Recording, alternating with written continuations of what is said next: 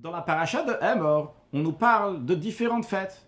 On commence par la fête de Pessah, dans laquelle on mange de la matzah, de la galette. En effet, le pain, ça représente l'orgueil, c'est le temps de gonfler. Par contre, la matzah, la galette, qui reste plate, représente l'humilité, qui est très importante, car l'orgueil, c'est la source de toutes les mauvaises choses.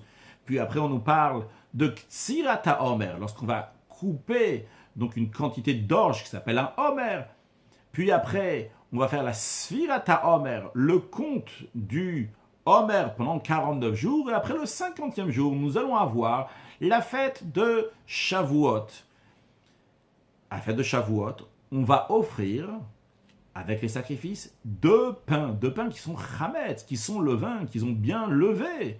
Qu'est-ce qui se passe ici? Il y a quelques semaines, on était tellement anti-pain. Il fallait que de la galette, pas une miette de pain. Tout d'un coup, 50 jours plus tard, des grands pains qui sont offerts en tant que sacrifice dans le temple. Qu'est-ce qui se passe?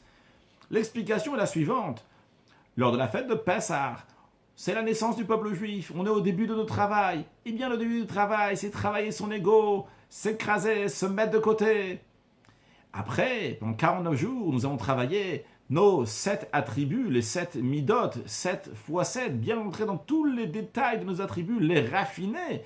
Et bien à ce moment-là, lorsqu'on est quelqu'un de raffiné, il n'y a plus besoin d'écraser quoi que ce soit. Au contraire, ce qui a été développé maintenant et qui s'est raffiné, il faut l'utiliser pour le service de Dieu. C'est la raison pour laquelle qu'au début, à Pessah, on a écrasé, on a laissé plat cette eau et cette farine. Par contre, lorsque ça arrive la fête de Shavuot, que cette eau et cette farine qui représentent donc nous-mêmes, qui représentent nos attributs qui ont été raffinés, eh bien à ce moment-là, on peut le laisser gonfler parce qu'ici, il n'y a que du positif qui s'exprime.